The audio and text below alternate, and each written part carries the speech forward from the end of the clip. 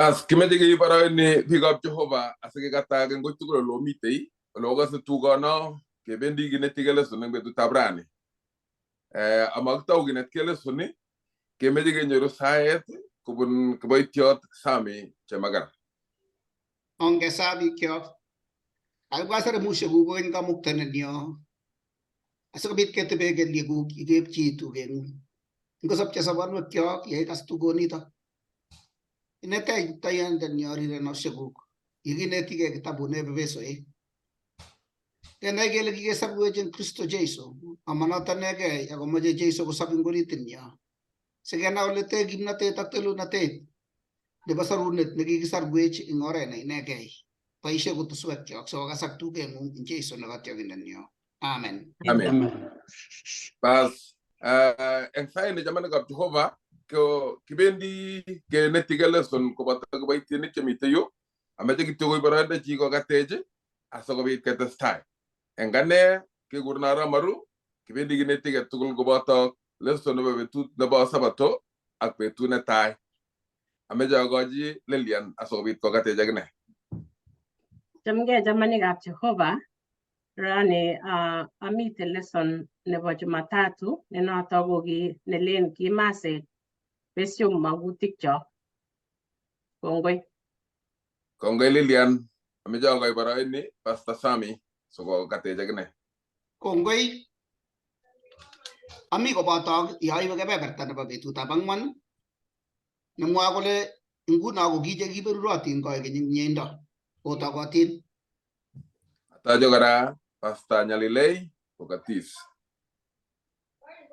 Agotaga kwetugul gainetab Jesu ndai ga maunet ale ndai ga beruret ai lesson embetun nebo kwaeng gazi ngolole agobo ikongetech ikitogoste ak ikitororechi inendet Kristo Jesu kongoi nabalet tataji Evelyn kogatis Jamge jamanikab Jehovah otagatin again kogeny ai beberta nebo mut bit nemwae kolen chesaru Jehovah kongoi bas en kanet metit nebo lesson nebo wiki ni lesson negi netige ko lesson ba ngwan nemwae metit nebo lesson gole olegi sarunde Jehovah bopomut ngaliondono yegigosei agobo olegi sarunde Jehovah somanet nebo metit ana ngaliota metit nebo wiki ni kenyorchini kitabut ab Efesoek aeng koitini kwangwan agoi mut komwa yoto kole ago Jehovah na magariot eng renetab kei eng jamyenyi no nekijamenech ago chekikibekunotin eng yaitwogikyok ko kisobech koboto Kristo kikesorwok eng mieindo ng'olyondoni chamanikab Jehovah koborwech agobo sarunet nekikinyoru eng Jesu kobun Jehovah kwanda ng'olyondoni bo metit kokale Jehovah ko magariot nenyitat rerenetab kei nenyitat chomyet nekichamech ako kikibekunotin eng yaitwogikyok ko kinyo akosobech koboto Kristo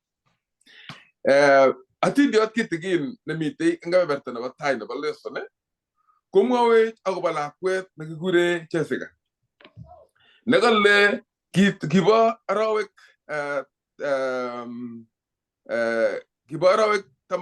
taman kale ki kenyit agenge en 1980 tarik 14 arawetab 10 sorry arawetab 10 kale ko kiurereni lakwani kekure Jessica nekitinye arawek 18 eng gotab isengenyi kingourereni lakwani kokale kakimi keringet nekimati keboisie nekimite ola bo kurgat kale kiek kipkel neya ko kibutyi lakwet kei keringet nekibo futishek 20 ak aeng kala kingo butti keringani kalle ko hibwa bi che saruni shei ke jam ko ke guraje piga jobe emergency bi ke bo ne ko saruni shei yega bi achal no to ki mo ne lagi bitune ko gibitune Texas en Utah America ko kalle hibwa bi ke gi munyu ko sarla kwa ne kingo butti keringet ki ko ngon ki nga kas na lionta ni ko ki ingen retio ishek tugu ki baro sta ishe agona en ngon ko mugul ke la ga go bit nya sutit na ga go buti la ko nga gureje sega en geringet en golimba Texas ki ginde kaptanga nyet anan jame gure television ginde ga ber tugul ko ger bi ngalionta ni yegi ta sa tay je saruni shei ko sarola kwani engringa trit na mabe kangala lwej lesson kolle kiro bi ngi chat ngalionta ne saruni shet ko ngetege ki taw ki roktoy bay bi nik che go je la kwani engringa trit oxygen ngolole momi te yin ci tagaringa trit to ngomingin korista ne ge bay she anan ne gi muji na tare tenga buse ko gi ngetin ki at ke ndabay bi nik che ndoy goristo ko teshin goristo la kwani ngorita kringet asogo bi ko nyor goristo ne busi asogo ta stay ko so ya tungul ge ngor tunwe ke gi muji gi ne mune ngringet kala gi ko mi tegringa la kwani kala gi ngab kurwe ngorire ko tieni ak misinga ko gi gure ga men ni ko len mama amu mengen la kwani agu mi te gwelu tetno amu mi te geringet la kwani mengen ne boro tamana sisi kale agi te la kwani pe tushek ayen ngeringet pe bor ye ngal ya tafsirune te melo gi sarundo kale englete basa ishek kona maksisi te gi mo gotebi ko boj pe tuta chesiga gabote da chesiga ko hira bi ke jang ngon ko mugul ngaliata sarune gi saru samet ap chitukul wala gi sam do ko mi chitukul gele daga sar la kwane ko memo ko geskene engringe ki kerbi elubu shek ni shat ago saruna ni ko mo we anyon go ngalal we kurke tab lesson ago bo ore nenege yigenga giro la kwane gi gureje sega gi saru ko maimu kwa igi la kwetche sega engringe tori asobi temu gosa ngoto gimite ko gimite ngel no gimite ngire lagene hibeji saruni she bike saruni she inende ko nyor ko jere ngringe tori maimu goto gos la kwana gimu mujige ngora ga to lagene giba bi tegitindo tuku ki ba ishe asobi ko sarene de ngringe ta gojer agomang kuma mi gene gay la kwana lagene gi woje gi tongone amuga imutet nagi mitei amunya lelda ne tiago nyor ke tishaga yin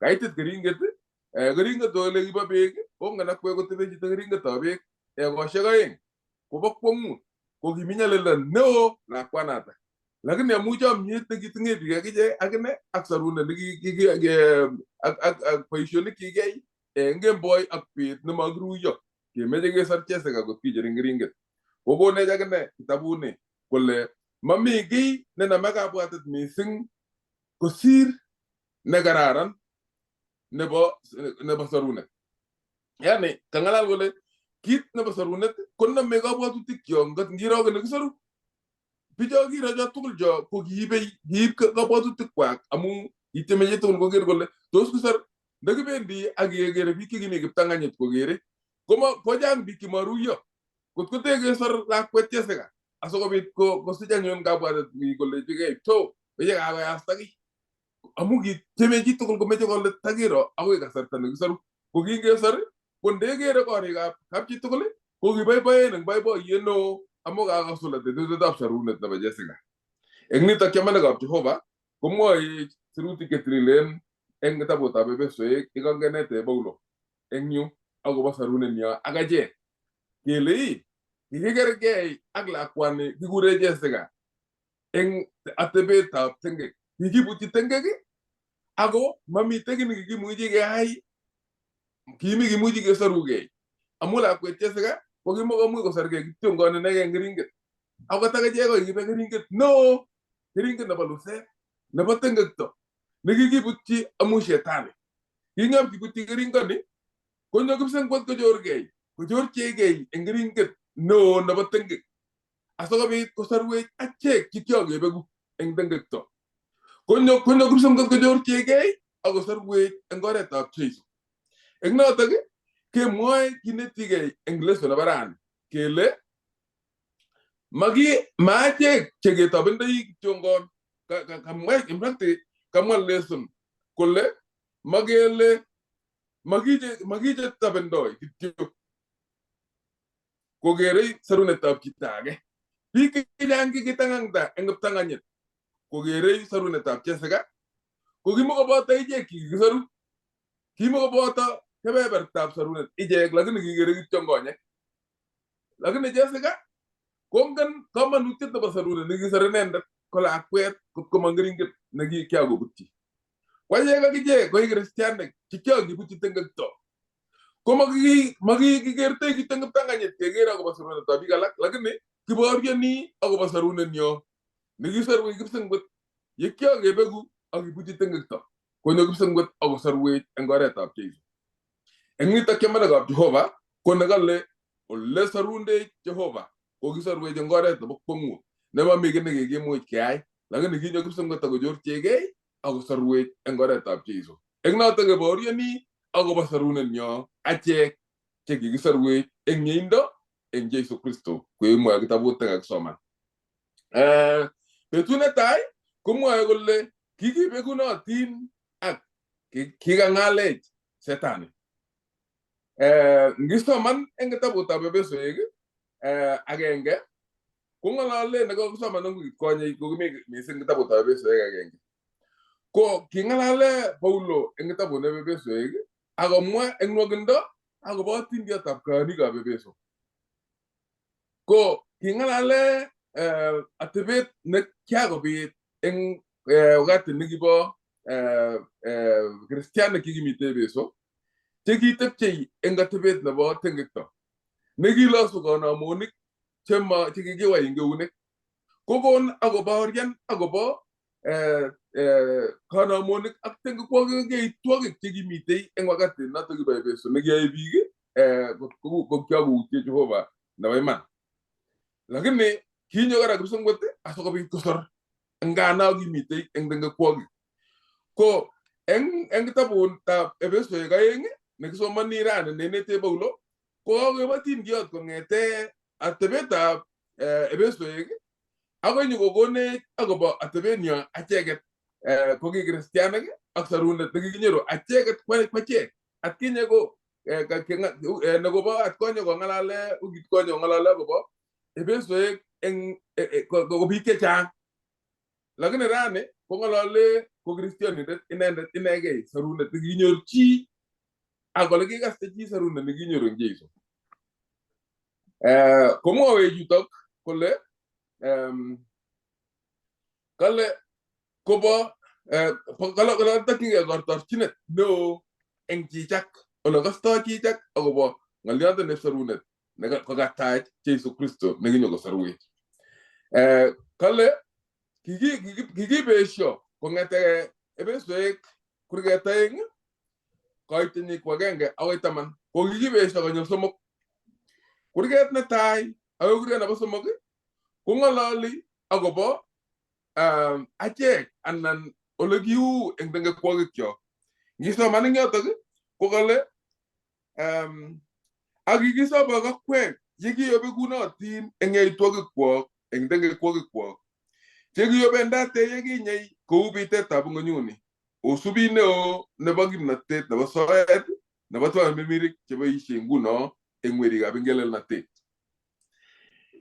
akoi koite 3 kong'ololi akobo atebetab chito komite tengekto ko ng'ebinyo koitet 4 ak 5 kong'ololwech akobo ngana kikiptengekinik kong'ololwech akobo chamyetab Jehovah nekichamech akosobech koboto Kristo nekakisoman eng yo kale akot chekikibekunotin eng yaitwokikwok ko kikisobech koboto Kristo Eng notok kikisarwech eng mieindo.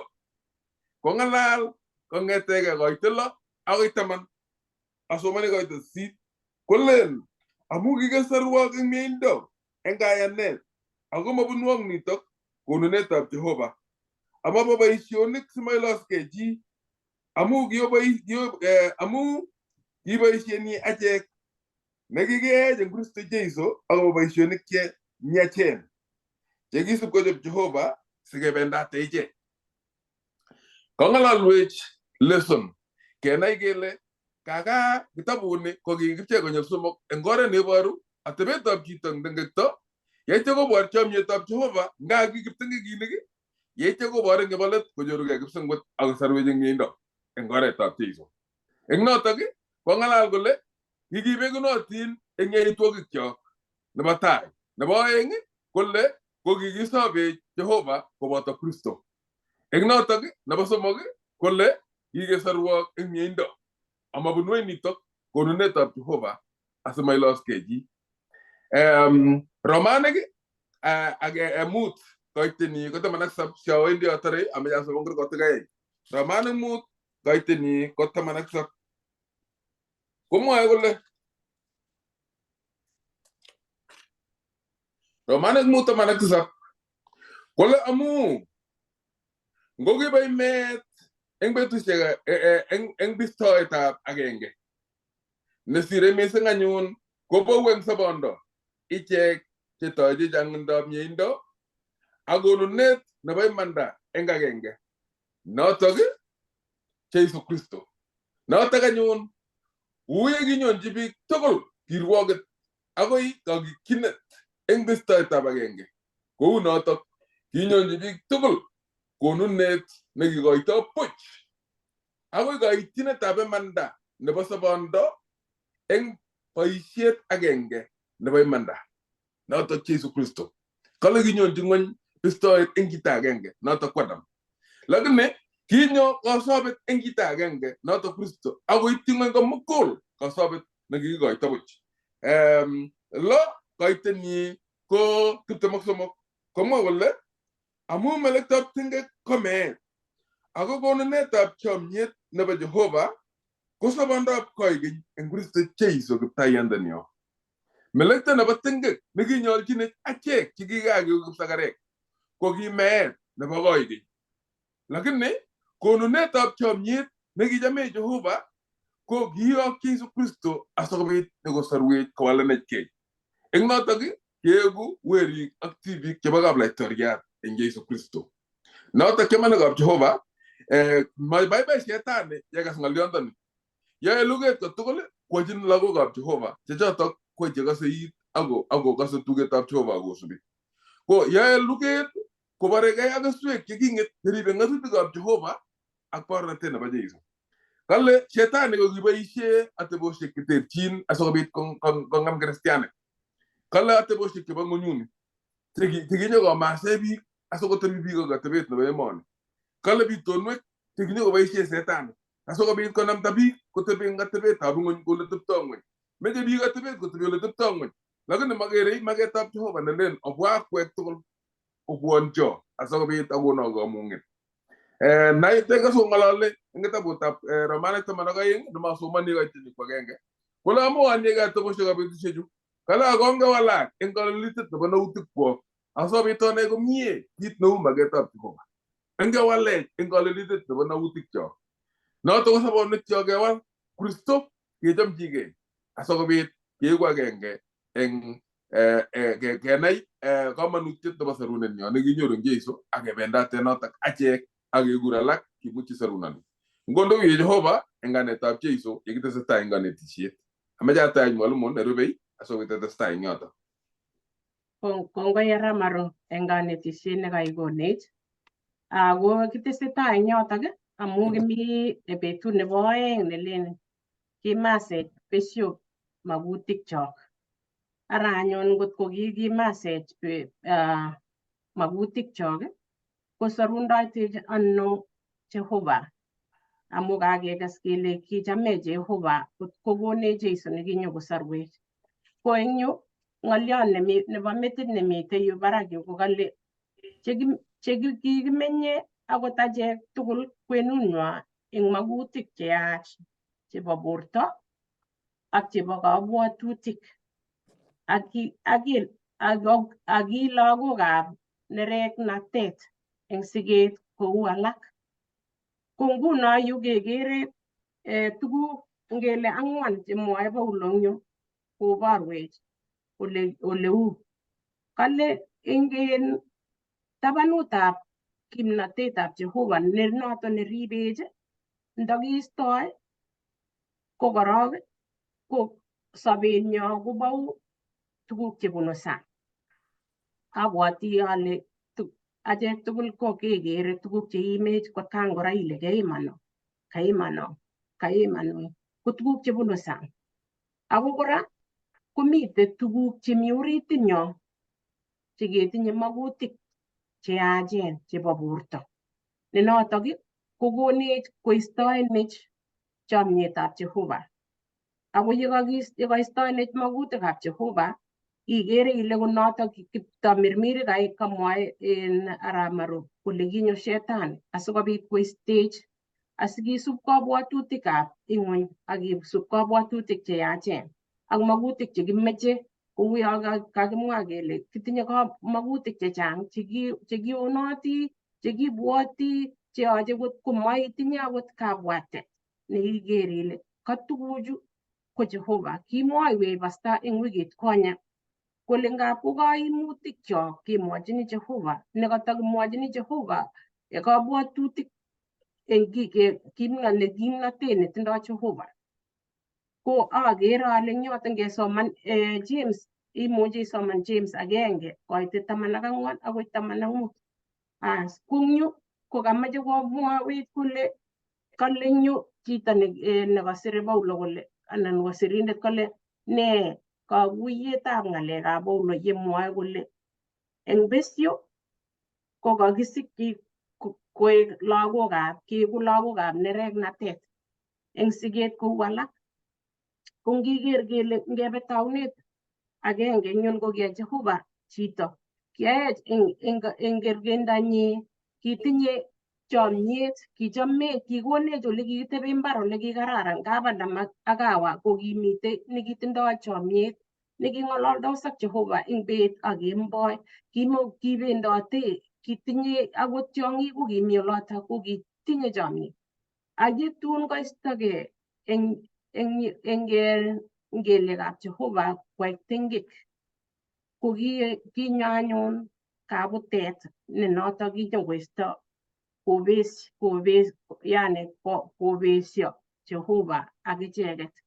Anyun kokale amune notok koune kitindoi nereknatet. Ko nguno kemeche kenai kele nereknatani ko kitepto ano. Ameche kesoman Efesoek 5:6. Imuchi kosomanwa arap Maro ngot itindoi amu atoptopeni kidogo asomane en Nandi.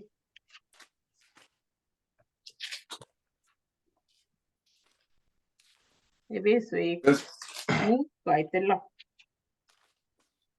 Komwa tugul amat korever chi eng betu eng ng'alek chemanamegei ak kiy amu nyolchin nereknatet nebo Jehovah werikab ingelelnatet amu tuguchoto.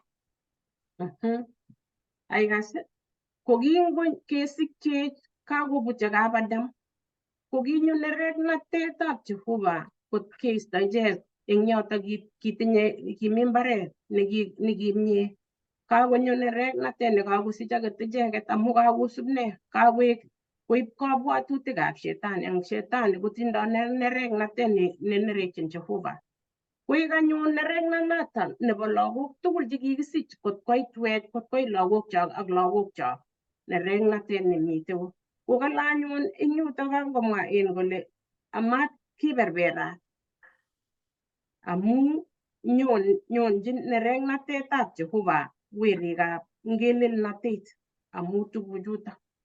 Iker ile ngelelnatet ko ne eng kingelelchi Jehovah amu abwoti ale kingen ikere lakwet inae ile ngelelyo lakwani.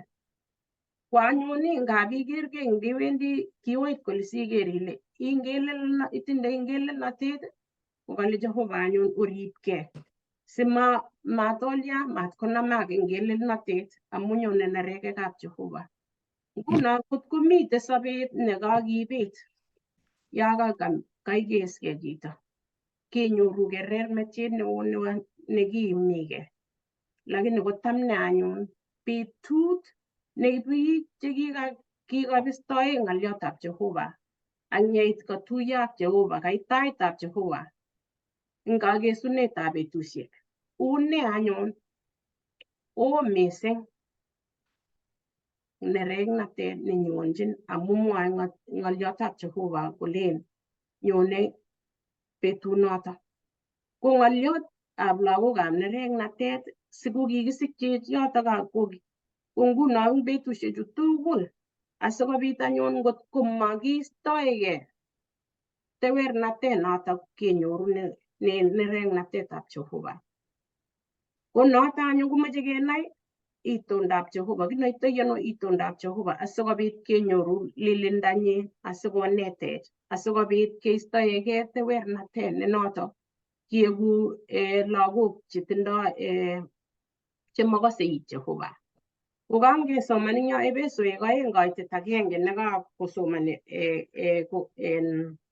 Aramaru kokale ak kikisobok akwek yekio obekunotin eng yaitwogik ak tengekwogik. Ko ikere ile kikisobech eng sarunet eng miendab Jehovah. Kokanyo Jehovah yu eng tai ako kiyok Jesu Kristo asikokekonech sarunat kosorwech. Ko ngebetosi ak kabwatutik chekitindoi ko kishakobwat Jehovah tai ako kenyoru anyun borotet asikeistoegei tengekto. Ko anyun eng yutok yu komwa Paulo kole akot ki betusiek betusiek chotok kale kokitindoi ingelelnotet notok kokaker kole Paulo kamwoe kole ki betusiek chotok ako kikimenye ak bichotok ko tos kibwat Mkristo ile ki betusiek chekibo atkinye ko tos kimach keutye kele akot achek rani kimuchi kenyoru ingelelnotonotok asikobit konyo tengekto nekemasech kenyoru kabwatutik anan kesup tugukab ing'ony neyoche koistoenech chomietab Jehovah. Ko kamwa anyun Paulo komwochin chi tugul eng chitab kanisa neisubi Jeiso nekikotach Jeiso komatile chi kianyoru Jeiso kiatach Jeiso ngamu ngap akot keng'ololi kele kinget kenyitab 40 ko kiatach Jeiso. Angot olekinye kingami Segero kiami kilas cho ko kianyoru kiatach Jeiso kikibatisana eng Moiben oino. Ko tos koyachech kibwat kounotok lakini eng betut age tugul eng sait age tugul komeche ketiegei ng'o? Ketiegei Kristo asikoek inendet nesobe eng acheket akokonech atebet nebo mieindo ne notok kisub atebetab Jeiso amakisub atebetab Shetani. Ne notok konech kebistoe Jehovah asikonyo nereknatet.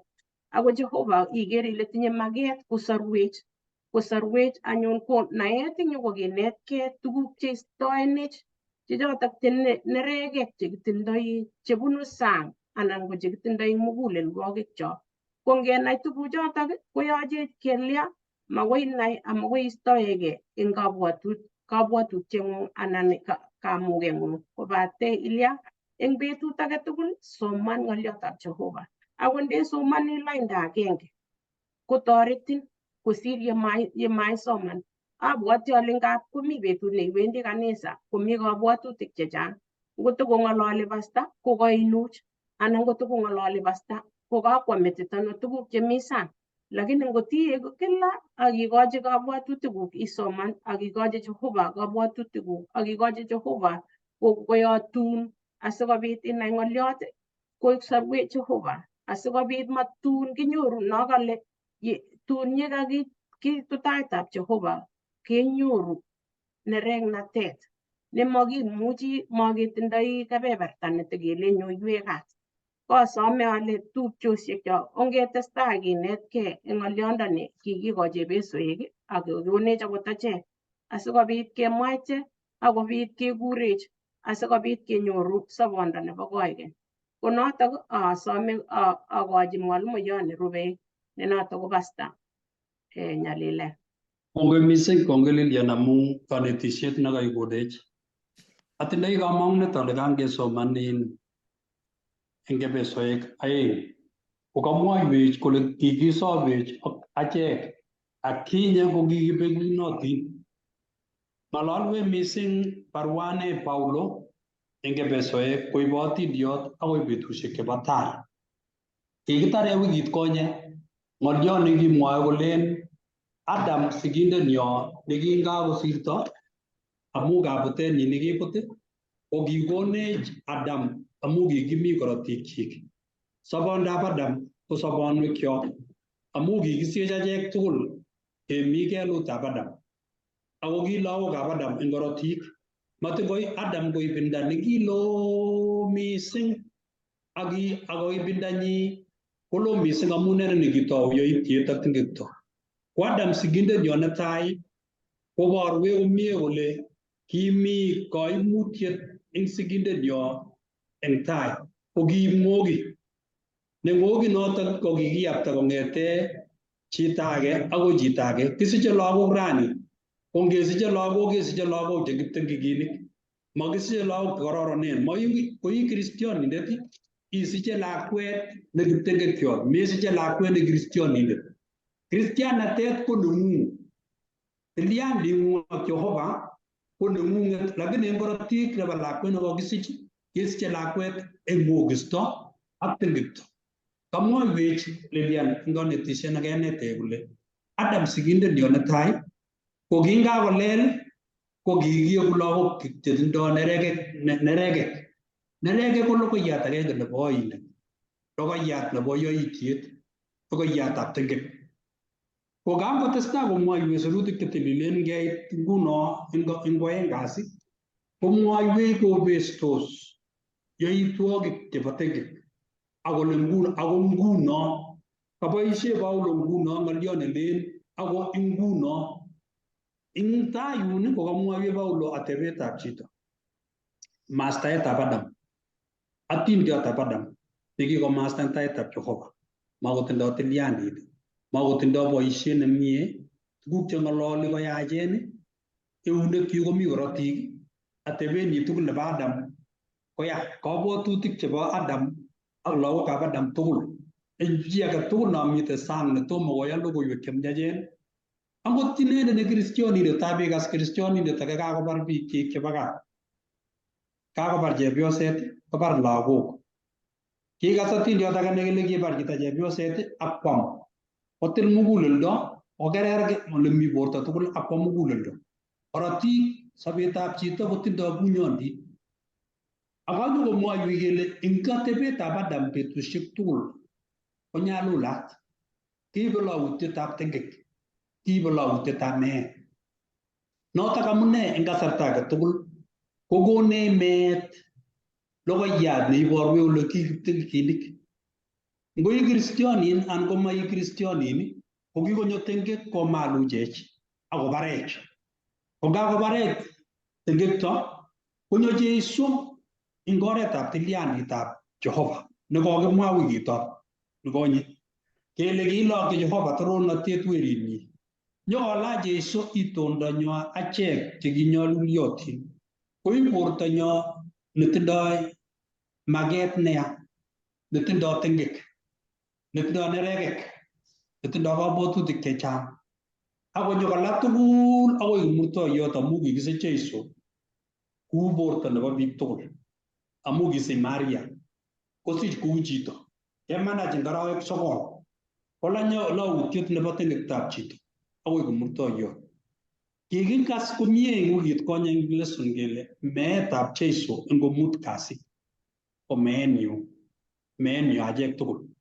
Ko kakomwa ng'olyot nekale Paulo achek tugul kikibekunotin, koboisie ng'olyot kikibekunotin, mamwa kole kiame anege kamwa Paulo kole kikibekunoti achek tugul kokemute Paulo kongete Adam lagokchik ako kapnoa kongete kapnoa ibinda age tugul mautik chekibit betusiekab Isaya, Jeremia, Hosea, Malaki akoi betusiekab Alamalaik ak betusiekab siret nekibo Mathayo. Kekere kele atindotab sobetab chi age tugul komi kelutab meet kotomo konyo Jeiso. Kokingonyo Jeiso nyokobesio kole anyun nguno Jeiso eng meenyi kokanyokobesio meet. Komwa eng kitabutab Yohana 5:24 kole kinyo Jeiso sikomutiech kimnotetab meet sikebeku eng inendet, ak kingong'et inendet eng betutab tai nebo wikit komang'et inegei. Obwoti mising lekikisirta eng kitabutab Mathayo 27 kale king'et Jeiso eng betut nebo somok koboto lulunik. Mi biik chekikakobek chemakingen kele kibeku bichoto ak kimi kererisiek chekinekite lekimi kereritab Jeiso. Ko betut neking'et Jeiso eng kererit komang'et inegei, king'etyo ak alak kererisiek chekinekite inendet akot tokosta choto koba chekitililen. Ing ng'etionoto ng'etietab Jeiso kokitumtum kererisiekab boyonik. Kokingotumtum kererisiekab boyonik kole Jeiso nguno anyun ane nekang'et akokono amu kiles kingong'et konyo koba malaikaisiek aeng'u akonyokoba kererit. Ak kingoba kererit kokimi ngot Petro chekiunyegei ak Maria. Konyo lilindo kokimi asikarikab Romanik chekitindoi karik sikobit korib bortab Jeiso mang'et. Kokingomang Jeiso eng kererit kole kobuti asikarik amu kilel kakinyo malaikayat nekikim akonyo komelda koita. Kokikakomelda koita kole Jeiso kale Jehovah mang'u. Kokingomang Jeiso eng oldab eng kererit kotokosta kwo kipsengwet. Kokingotokosta malen kitokosta saa hiyo kwo king'et Jeiso eng kebeberwek cheterter. Kokingotoi Jeiso kong'et eng kebeberwek cheterter kotebi betusiek 40. Kokingotebi betusiek 40 ak kemboi kokiborwech kole king'etech koboto inendet. Etietab Jeiso kotokosta kwo kipsengwet konyo malaikaisiek aeng'u akolanda Jeiso kotokosta eng boldet. Kokingwo Jeiso eng baunatetab Jehovah, kokingoit betut nekiketorori Jeiso eng kipsengwet kerong tamirmiriet netilil. Kokingokerong tamirmiriet netilil betutab Pentecost kekonech kamang'unet kele kikokas Jehovah sautikab Jeiso akotach nyamdutik chebo meenyi ak ng'etienyi nebo oeng. Kamwoiwech leson nebo komie rani akomwoiwech kole ng'oliot netai nenyolu kekuye eng leson nebo ra ko kiking'etech koboto inendet. Ngiyan Jeiso nguno kotomo ime ak chekikobek kokikong'etech koboto inendet. Sobetab Jeiso ak sobenyo ko agenge. Jeiso ko werinyo neo kichamcham meet sikobit anyiker kipsengwet. Ng'oliot nebo oeng kiking'etech koboto Kristo. Mitei inendet komoswekab kipsengwet, mitei eutab tai nebo kwanda. Ko ngomitei eutab kwai nebo kwanda koteleli kotindondorirkei akolen korotikyuk. Ko korotikab Jeiso kokikonech nyoetab kat akochamwech keker Jehovah kokeny. Atindiotab meet komako atindiot nyo rani. Atindiotab meet kokikosuldae Jeiso sikeker kipsengwet nekikakibet. Chuto ko logoiwek chemiach chekonech katiaknatet akonech kamang'unet eng kasarta age tugul nebo sugunenyo.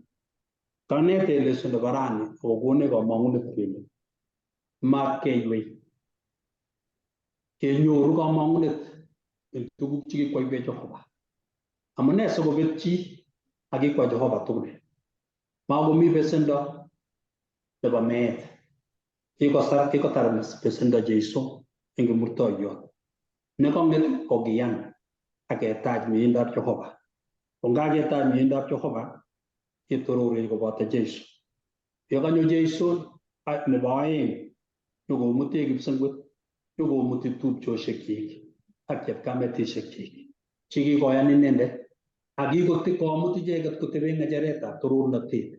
Ko ngetebe ng'echeretab torornatet ko kishokomutech eng meenyi akinye ak ng'etyenyi ak sobondenyi ak katororenyi. Kisobe amu kayanet. Ko kayananatak kisobe koboru kele kimi eng borto emoni ako eng tamirmiriet kemi baunatetab Jehovah, mi lagokab Jehovah. Yon lesonini kokamwoiwech kole matkenyoru muguleldo nebo kayweet amu mi kimnatoshek chekonech orogenet. Tabikose kemwoe kele eng biik chebo Nandi eng keny ko kingome chi kelen mamei, koite kasarta keng'any, ko kingoit betut nyekeng'onyei komi tuguk chekicham keyoe keng'onye chito nekakome. Simutai kakisich lakwet kekure lakwanatak kekure boiyot nekinye anan ko tanum nekibo kaita.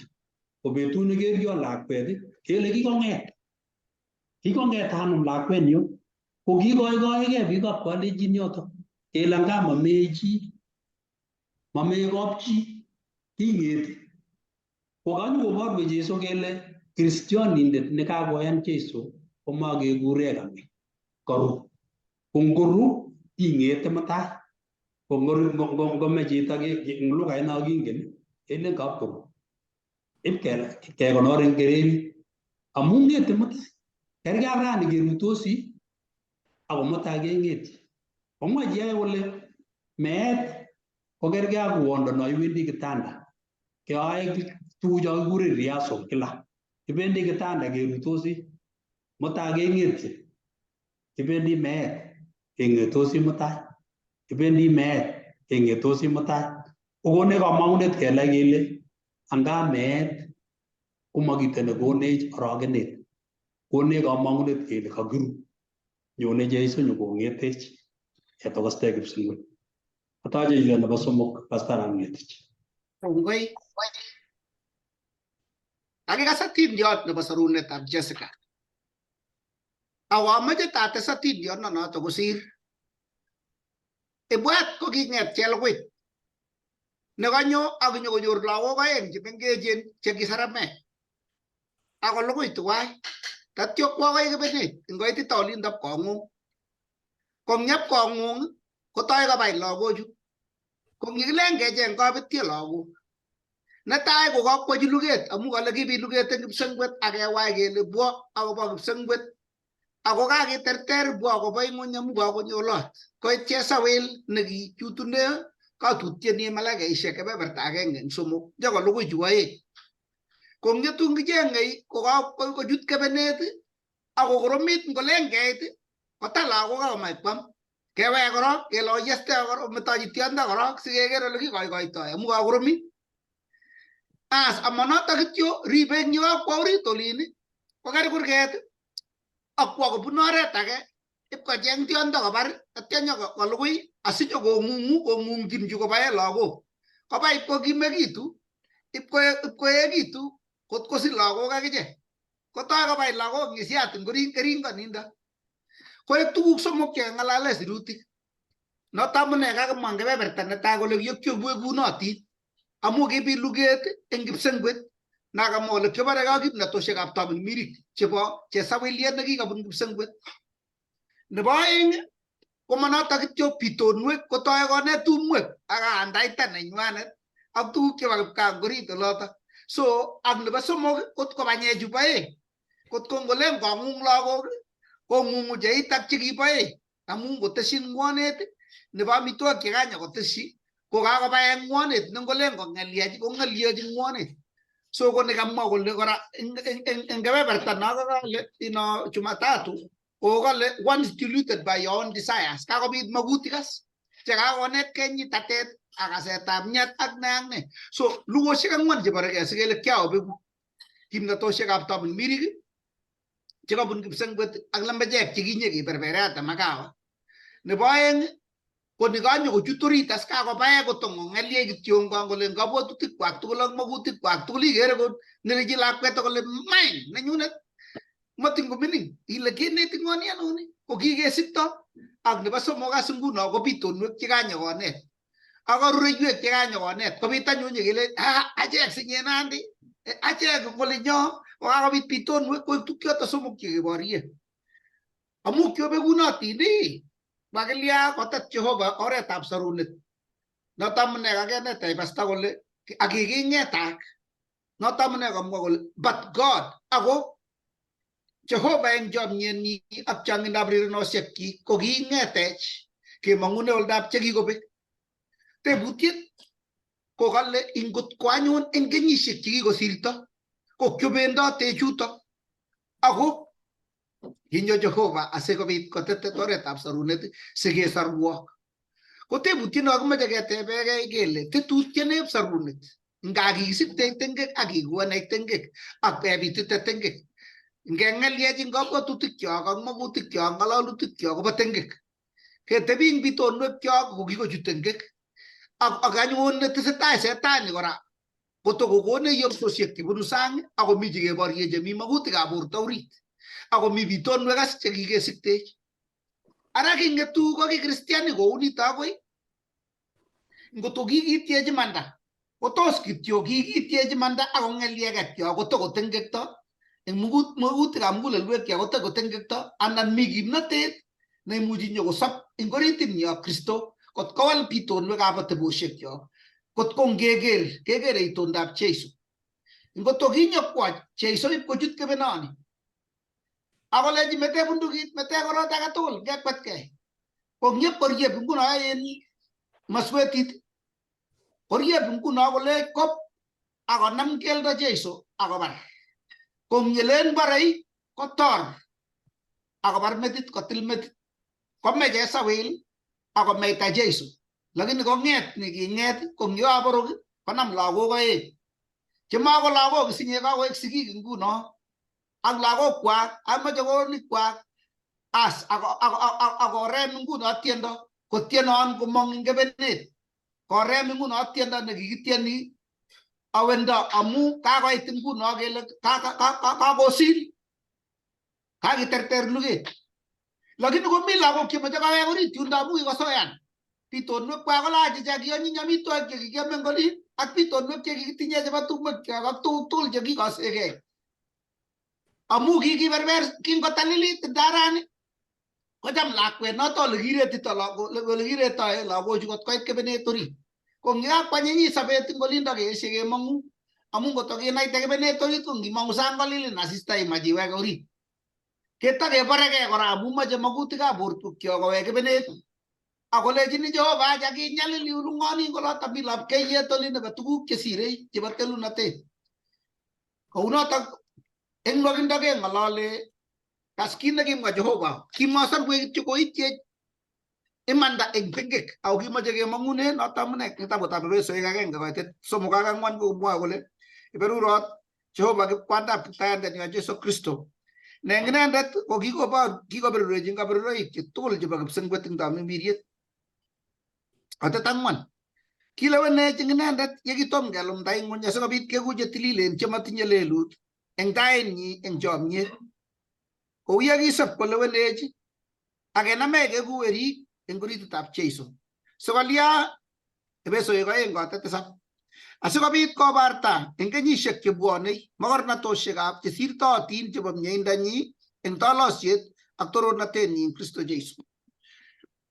Manyo kosorwech Jeiso kityo kele bas anyoiwa kat amu kiberberak ndaret kosub lilindonyi nekararan nemelmeli neilieli akararan ako akoi kwa Jehova boisiet nesire kityo konyoiwech kat amu bistoet nekikibistoe ako akoi ketabech tuguk chekikobainech maswetit ak kabwatutik chekikowalak akotebetosab bitonwekyok ak tuguk chebo bitonwekab emoni ak anyun luget netesetai betut age tugul nga kikebar ing yun kotokomi netokolen acha nyoli kararan oli akonin karit akonin lalasta nekararan koberberenech tuguchoto tugul akomoche Jehova eng walet nenyokomenye Jeiso oritinyo keyai keeku chetogu eng orititab telunotetab Jehova eng orititab mugulelwekyok sarunet asikobit kibarte telunotetab Jehova nebo inendet neimuch kowech tengekyot nekiakobet kot ko ing ne chame Jehovah akotisie amanoto kityo kekesune sirindetab lesson kole yekingonyo Jeiso komeny kwenunyo ko maibarta kityo telunotenyi en biik en ng'ony komugul ako en lugoshekab malaikaishek ako emotinwek chemoibutyi tengek amu ki eng ng'onyuni kemenye ole tong'ong'chin en ng'onyushek tugul chemoibutyi tengek koboto oik ole te kimnotetab telunotetab nyeindonyi ak rirenenyi asikobit ing achek chekikesarwech eng Jeiso konetech rirenetab Jehovah kenoi kokeny kecham Jehovah ak kecham nekitupche amu kiakenetkei bitonwek chebo nereknatet ak tuguk tugul ak kasetab myet ak kit age tugul ngot ko atebosiekyok betut ing betut komebortoi Jeiso komi kimnotet eng oretab tamiriet nemoche Jehovah kowal eng betut kot kote kowalak bitonwekyok tugul kokerkeit ak Jehovah amu betusiek tugul u kwany nekakitun ngituni kokere olinywa akoese kotokyigei olinywa komanye kindo subana nyang'au sikiiny akoi kole tam akoboro acha nyeyose itieni ikere olindo iwechi betut ing betut iwechi otieni betut ing betut akoi tun kaes kokere oling'wa noto nemoche kwa Jehovah eng sobonwekyok amu kikitiechi manda eng kayanet sikobartaine Jehovah telunotet yetun kakoboro kole kityo neng'ung toronatet ak kimnotet ak kondit koikeny kobunji toronatet boiyotab kai makotiene kosole koinywa ak kosole beinatab emet nekikosor inendet kongoi ngo akochini kebeberta nebo let kanetindet age nenyone karibu Kongoi kobo tishono. Kibendi betut nebo mut nemwoe kole chesoru Jehovah. Kitesetai eng kitabutab Efesoek ak kitesetai kekere tuguk chemwawech Paulo. Eng kurget nekisomani anan eng wikini tugul nekokisomani ketoroti ko eng nwakindo tuguk chekimeche komwawech Paulo anan kimeche koborwech Paulo eng kitabutab Efesoek 2:1-10 komwae akobo sobenyo. Eng nwakindo ko kimeche koborwech sobenyo nebo amut ak sobenyo nebo nguno. Kingen achek kele ngemeche kesor chito koma kwarkwarani chito ne ngele kaswimeni chito anan kami beek kobire beek ko chito nekisoru koma kwarkwarani konugei kelyanye kesor. Kekere tuguk aeng chemi yu. Ngoborege emotinwek aengu komi benderet nekoi koterteri nekoi kilumdoi ko benderet nekalyanye neiterteri. Ko nguno ko tuguk aeng sobenyo kikosorwech Kristo akomi anyun benderet nebo ng'onyi nebo oindet akomi nebo Jehovah. Ko kangoborwech Paulo akobo sobenyo nebo atkinye ko kikimi eng borto ako kingokakosorwech Kristo kebwonchi Jehovah eng kayanet. Kikere kele ngemi mwawech akobo tuguk chekikwaiwech Jehovah eng kitabutab Efesoek 2:1-10 koborwech akobo sobenyo. Mwawech akobo tuguk chekikwaiwech Jehovah eng mieindonyi. Ngemeng'ishei eng borto anan makikochi Jeiso koboiwech ketorori oindet eng sobenyo. Kenomchini benderetab oindet barak eng boisionik ak eng sobenyo. Yekimi eng Kristo ketorori Jehovah kenomchini benderetab Jehovah barak. Kebortoi boisionik chekiyoe ak kengen kele komakemi eng tengek. Ngemeng'ishei eng Kristo ko kisubi magutik, ngemeng'ishei eng oindet kesubi magutikab borwekyok. Mwae eng Efesoek 2:1-2. Yekimi eng Kristo kesute benderetab Jehovah barak kitorori ak kibortoi chomyenyi ak keboibochini mokornotetab Jehovah. Noto ko Efesoek 4:4-6. Kimakomukoksei kewal ateboshekyok achegei ndama Jeiso Kristo nekikon Jehovah, ndama weritab Jehovah nekinyo kome eng kimurtoiyot asikolat tengekwokikyok asikobit kenyolu ak koundo tengekto tugul. Kimokomi kiy age tugul nekimuchi keyai achek. Kitabutab Efesoek 2 koborwech Paulo ole bitune sarunetab chito. Makisomani kityo barwani isirchi Paulo Ebesoek koek atindyo kityo sikekase kityo ako tinyech achek eng kasarta nekimeng'isie nguno. Eng iman keker tuguk cheaaksei eng ng'ony nguno, keker tuguk che kikowalakis mising. Ak ingen kityo eng muguleldang'ung ile nee neaaksei, ngiro tuguk chebo kwang'ut cheaaksei. Kikotesak ngelelnatet, kikochang'a tugun cheyachen che ndaking'eti akot biik chok chekibo olikinye koker tuguk cheyaaksei nguno kolen acha owekta amu tuguk chebo kwang'ut chemachame akot konye koro. Ko nguno kengen kele makat sarunet eng achek, makat sarunet eng ing'ony tugul amu makomi kiy netakoboiboi sobonwekchok. Kale ngesoman eng kitabutab Ebesoek 2:8-10. Mwae noto kole amu kikesorwok eng mieindo eng kayanet ako mabunwok nito konunetab Jehovah amabo boisionik mailoskei chi amu kiboisienyi achek nekikiyaech eng Kristo Jesu akobo boisionik chemiachen chekisib kochob Jehovah sikebendate achek. So mwawet noto ko akobo kikimit Paulo mising ng'olyondoni komache koborchi biikab Ebeso kole mami sarunet eng boisionik. Makinyoru sarunet amu boisionikchok chemiachen anan kororonindonyo. Makimuchi keal sarunenyo ako chomyetab Jehovah inegei. Tetutyetab sarunetnyo kobunu Jehovah nenyitat chomyet ak rironoshek. Ak ingen achek tugul ngeker kitabutab Johana 3:16 komwae akobo chomyet nekichamech Jehovah mising kot koyok werinyi ne inegei Jesu Kristo asikobit komeng kimurtoiyot asikobit kenyoru sarunet ne inegei. Kisir Paulo eng Ebesoek 2:1-3 kole sarunetab kayanik eng Ebeso komayaaksei amu atebosiek chemiachen anan ko atebosiek kwak chebo katerterisiet. Sarunetab kayanik ko boisietab Jehovah, maboisietab kipkosabei. Mabunwech ako bunu konunetab Jehovah. Maimuchi chi kosargei. Maimuchi koyai chi boisionik chemiachen amu ndakimukoksei kunoto tasarugei chi tugul amu takikiligei tugul. Ako kayanet, kenam kayanet nebunu Jehovah amu kiosarwech Jehovah eng mieindanyi. Ketonondosi eng mieindab Jehovah ko achek kayanik ko kabarunoikab mieindanyi ako chebo mieindanyi inegei. Kiyautik che ichegei chekiyai Jehovah eng Kristo Jesu, noto ko Ebesoek 2:10. Bo kamanut eng achek kikuye kele sarunenyo kobunu Jehovah. Malumdaet eng kamanutienyo anan ko kakiletnyo bo gei. Kikewalech eng miendab Jehovah. Ibwatwech kenai kele makimuchi kesarugei achegei amakimuchi ki.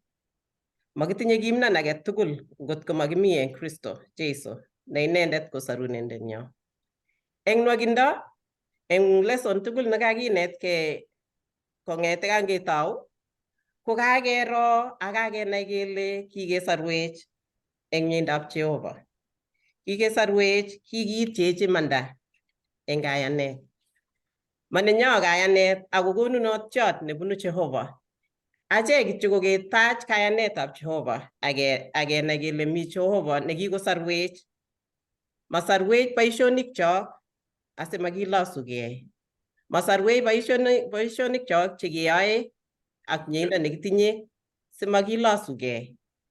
Kiyae Jehovah kelelakitu kokeny. Kingome Kristo eng kimurtoiyot ko kiyaech ketililikitu kokeny ak keeku chenyalu eng tainyi amu kimakenyalu. Kiyaech Jehovah keeku lagokchik. Naat kele bunu sarunet Jehovah ako kanyol kiyan. Kanyol achek tugul kiyan Kristo. Akemete atebenyo nebo borto akesich borto nekikolelitech Kristo nikikolinite Jehovah eng Kristo Jesu. Kongoi kakiit yotok en lesson nebo wikini, ako kitocho kora eng lesson nenyone nebo wikini nyone.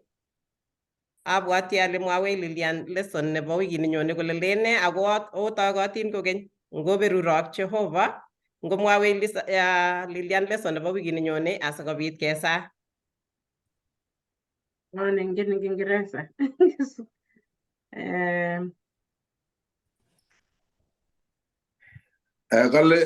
Kale eng nebo Kalenjin kakaikaet nekimurok kimurtoiyot ak kaniset. Kongoi. Abwati ale kaokas tugul, otokotin tugul asikobit kinetkei kibagenge ngondoiwok Jehovah, akona ole kikelyach akokwek kikitiachak oboiboitu, akona ole kiterteri eng Kristo. Ngomesute benderet nebo Jehovah ingen ile aeng iname benderet nebo ngo? Nebo aindet. Lewen benderet nebo Jehovah ongesanyo. Amuktaindet Jehovah nesabe koigeny. Kiweku ngongoi Jehovah nenyo amu sarunet ne inegei nekiyoku weringung komechech. Ako kiboiboen ak kilosun ak kitorori kainengung Jehovah nenyo amu imie. O rironoshekuk kikere kibendoti kiboiboitune ako Jehovah nenyo kongoi eng katiaknatet ne inegei. Konech asikobit kenai mising asikobit kiterter tugul chebwonchinech eng kimnotet neikonech. Mami kiy age tugul nekinetin Kiptaiyat. Isomin asikobit koak mieindangung ak indoiwech akoi wikit nerube kora asikobit kinetkei ketestai kinetkei ng'olyondeng'ung amun nitok netechech akoi tun keitu kabarak. Ngoak mieindangung Jehovah nenyo amu kilosun eng kainetab Jesu ne Yetindet nyo. Amen. Amen.